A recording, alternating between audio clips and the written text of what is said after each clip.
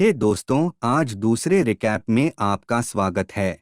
मैं दूसरी पत्नी नाम की 1998 की एक रोमांस ड्रामा फिल्म को फिर से शुरू करने जा रहा हूं। तो चलिए शुरू करते हैं। अन्ना एक छोटी सी जवान लड़की की अकेली माँ, जो शादी समारोह के दौरान एक किशोर बेटे ओलिविया के साथ एक बड़े आदमी फॉस्को से दोबारा शादी करती है।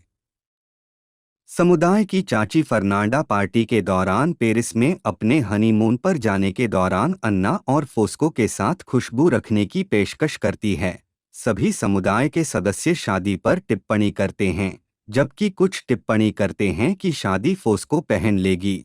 कुछ को लगता है कि यह सही विकल्प है। ओलिवियो ऑन दूसरा हाथ काला चश्मा पहनता है, जो उसकी सभी अभिव्यक्ति को छुपाता है। जब तस्वीरों का समय होता है, फोस्को लिवियो से अपना चश्मा हटाने के लिए कहता है और अन्ना को टिप्पणी करता है कि यह हमेशा स्पष्ट होता है जब लिवियो आधिकारिक विवाह समारोह के बाद दुखी होता है। सभी मेहमान नवीनतम तरीके से समारोह छोड़ देते हैं। युगल, अन्ना और फोस्को उस रात अपने हनीमून की तैयारी के लिए घर जाते हैं क्योंकि वे अपना भार पैक करते हैं। फोस्को के दोस्तों में से एक ने उन्हें फ़ोन किया। वो एक एंटीक की जांच करने के लिए वह अपने दोस्त का अनुसरण करता है और वे उसे बताते हैं कि ट्रक खाली है, इसलिए वह पुष्टि करने के लिए प्रवेश करता है। जबकि घर में लिवियो घर में प्रवेश करता है, यह सोचकर कि उसकी सौतेली माँ बाहर है। वह उसे देखता है और वह चौंक जाता है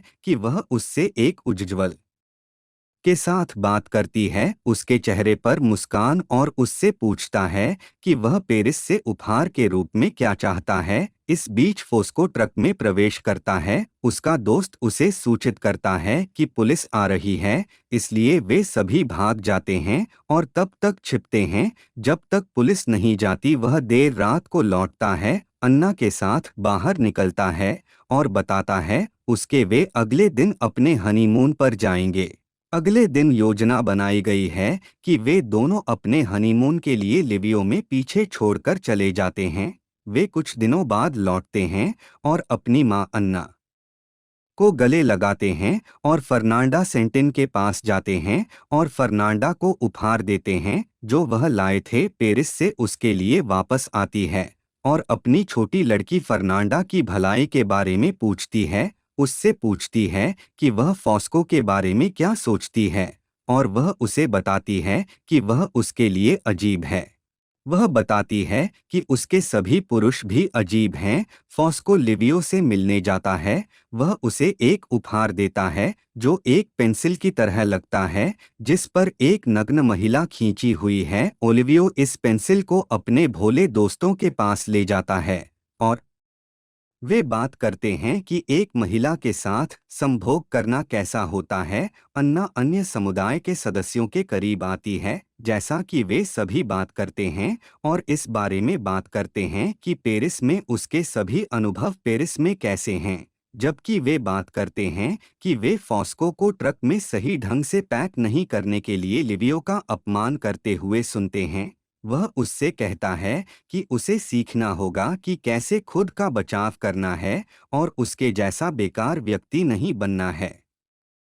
अंकल केंट कार्टर के रूप में दो अलग अलग बेकार लोगों के लिए जब वे घर के लिए रवाना होते हैं, तो एना फॉस्को को यह बताने की कोशिश करती है कि जिस तरह से वह लिवियो से बात करता है वह अच्छा नहीं है और वह उससे बहुत अधिक दोस्ताना तरीके से बात कर सकता है। फॉस्को जोर देकर कहता है कि ओलिविया इसका आदी है और उन्हें यकीन है कि ओलिवियो उतना बोझिल नहीं है जितना कि अन्ना के बनाने से लगता है। कि अगले दिन फोस्को अपने ट्रक के साथ यात्रा करता है और अपने परिवार को बताता है कि वह पहले दिन 3 दिनों में वापस आ जाएगा। लिवियो अपने चाचा के घर जाता है। उसके चाचा ने नमस्ते पूछा। अगर शादी ने उसके पिता को बेहतर के लिए बदल दिया है तो वह सकारात्मक जवाब देता है, लेकिन फिर भी कहता है कि फोस्को को पूरी तरह से नहीं बदला जा सकता है। वह उस शाम को अपने चाचा के घर खाने के बाद घर लौटता है, इसलिए जब अन्ना उसे रात का खाना खाने के लिए कहता है तो वह उसे बताता है उसने खाना खा लिया है और वह उसे चेतावनी देती है कि शाम को खाना बनाने जाने से पहले उसे बताए कि वह अपने बच्चे को अपने कमरे में नहीं पाती है। वह लिवियो के कमरे की जांच करती है और लिवियो के बगल में खुशबू पाती है, जो सिर्फ पैंटी की चिंता में है। वह संतरी को तुरंत बिस्तर पर जाने के लिए कहती है, लेकिन लड़की मना कर देती है। वह कहती है कि लिवियो उसे एक कहानी पढ़ रही है और वह कहानी खत्म होने तक सुनना चाहती है और अपनी माँ से अनिच्छा से उनके साथ शामिल होने के लिए कहती है। एना उनके साथ शामिल हो जाती है। फॉस्को अपनी यात्रा से अपने निर्धारित आगमन की सुबह आता है। वह सुगंध के साथ खेलता है, जबकि अन्ना लिवियो को शामिल करता है। वह जो रोमांटिक किताबें पढ़ती है, उसके बारे में एक बातचीत में वह उसे बताती है कि किताब व्यावहारिक नहीं हो सकती है, लेकिन इसका रोमांटिक फोस्को संतरी के साथ आता है और इस युवा लड़की के सामने गधे खाने का उल्लेख करता है, जो अन्ना को नाराज करता है। वे इसे व्यवस्थित करते हैं और एक खेल देखते हैं, जिसके बाद फोस्को और उसके दोस्त गंभीर शिकार पर जाते हैं और फोस्को को एक सोने की मूर्ति मिलती है। वह अपने दोस्तों को देने से इनकार कर देता है और चौंकाने वाला वह सुनता है कि कुछ छोटे बच्चे उसे मूर्ति दिखाने के लिए कहते हैं। वह गुस्से में घर लौटता है। एना से पूछें कि क्या वह वही है जिसने स्टैचू के बारे में सभी को बताया था।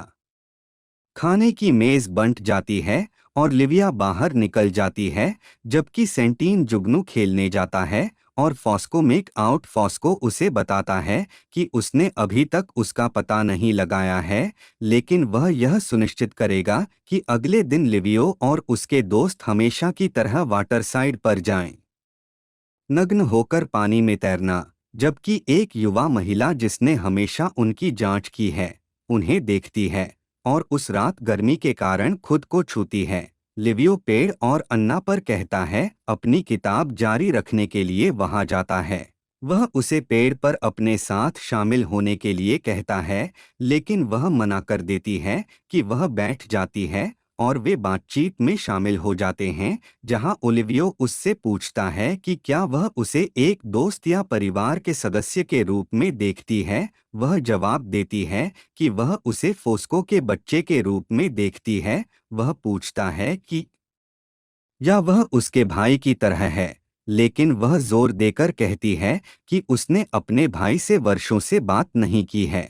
वह खुद की तुलना एक चचेरे भाई से करती है और वह उसे बताती है कि एक बार उसका एक चचेरा भाई एंटोनियो था, जो उससे बहुत बड़ा था, लेकिन वह उसे पसंद करती थी। वह हमेशा लिखती थी एंटोनियो और उसके माध्यमिक विद्यालय की रचना के बारे में कहानियां, लेकिन एंटोनियो ने उस पर कभी ध्यान नहीं दिया जब तक कि वह ऑस्ट्रेलिया में स्थानांतरित नहीं हो गया। संतरी के अंदर का रास्ता अन्ना को बताता है कि वह ओलिविया से शादी करेगी जहां वह बूढ़ी हो जाएगी। अन्ना और संतरी इस मुद्दे के बारे में मजाक करते हैं और संतरी जोर देकर कहते हैं कि वह ओलिवियो को उसका अपहरण करने के लिए कहेगी और वे शादी कर लेंगे। वे दोनों नीचे एक शोर सुनते हैं और जैसे ही वे आगंतुक के पास जाते हैं, उन्हें पता चलता है कि फोस्को को सोने की मूर्ति के लिए गिरफ्तार कर लिया गया है। वह फोस्को के साथ तुरंत उससे मिलने जाती है। वह उससे कहता है कि वह खुद काम न करे और जोर देकर कहता है कि वह ठीक हो जाएगा। उसे बस इतना ही करना है, पुलिस से झूठ बोलना है कि उसने कब्रिस्तान से मूर्ति नहीं ली। ओलिवियो पूछता है कि क्या उन्हें अपने चाचा से मदद मांगनी चाहिए, लेकिन वह मदद से इनकार कर देता है। जबकि घर वापस अन्ना अपने समुदाय के राजनेताओं से मिलने की कोशिश करता है ताकि उनसे भीख मांग सके। दखल देते हैं, लेकिन वे जोर देकर कहते हैं कि वे फोस्को को फिर से देखने नहीं जा सकते हैं और वह देखती है कि वह घायल है। वह डरी हुई और उदास है, लेकिन फोस्को उस पर चिल्लाती है। वह उससे कहता है कि अगर वह जानती है कि वह खुश रहेगी तो उसे फिर से नहीं जाना चाहिए। वह उसके लिए बनी है। मुस्कान के साथ उसकी मदद करें और अच्छी तरह से कपड़े पहने ताकि वह रात में उसकी कल्पना कर सके। वह उदास होकर घर लौटती है, लेकिन फर्नांडीज को ओलिविया का जन्मदिन मनाते हुए पाती है उसे गुस्सा आता है कि वे जन्मदिन मना सकते हैं जब उसका पति जेल में हो, लेकिन फर्नांडा उसे अपनासी बताती है। अल्चर उन्हें रोने और दुखी होने की अनुमति नहीं देता है। एक सिसिलियन के विपरीत वह अपने कमरे में जाती है और लिवियो माफी मांगने के लिए आती है, लेकिन वह उस रात लिवियो के साथ सफाई करने के बाद उसे विदा कर देती है। लिवियो के अंकल आते हैं। वह कहता है कि वह नहीं कर सकता, सो जाता है और वह अगले दिन लिवियो की दिवंगत मां की कब्र पर जाना चाहता है।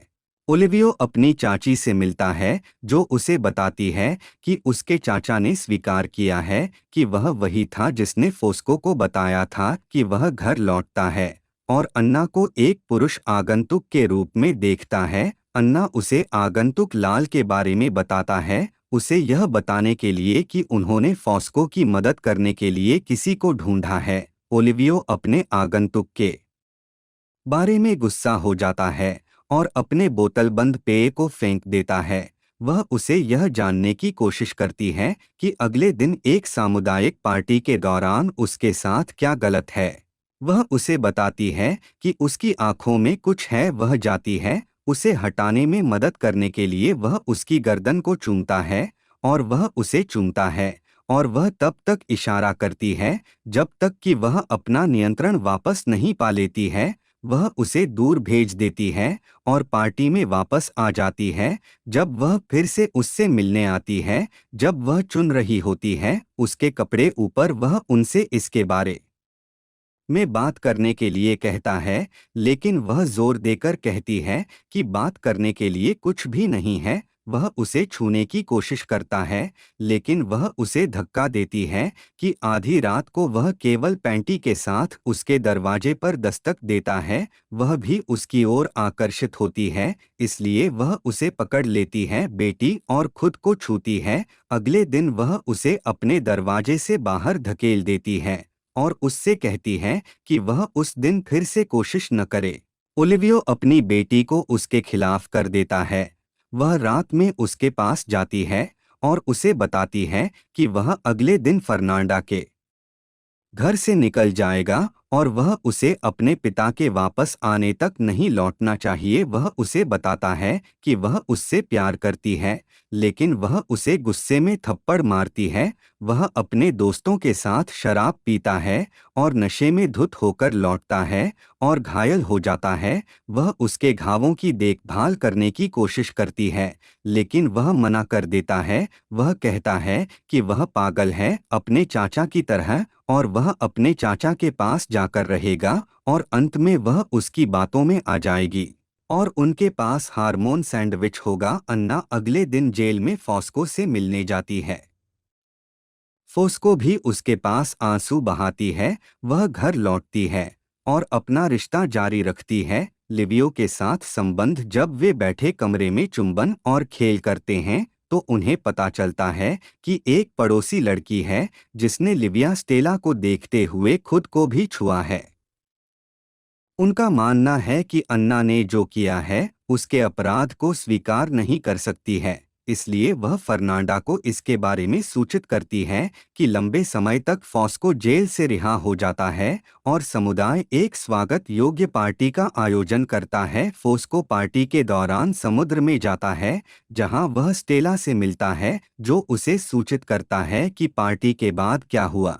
वह लिवियो से कहता है कि उन्हें एक दूसरे को माफ करना होगा, यदि नहीं तो वे उस रात बिस्तर पर जाने से पहले शांति से नहीं जा पाएंगे। ओलिविया और अन्ना ने अंतिम संदिग्ध नजरें साझा की। वह कमरे में वापस आ गई और फोस्को छू गई। उसके संभोग के लिए वह एक मुस्कुराते हुए चेहरे के साथ खुद को उसके ऊपर संतुष्ट करता है, जबकि फिल्म के अंत में एना उसके नीचे आंसुओं में रहती है। लिवियो की शादी हो जाती है और परिवार अपने परिवार को PhD ऑटोग्राफ और फिल्म यहाँ समाप्त होती है। संगीत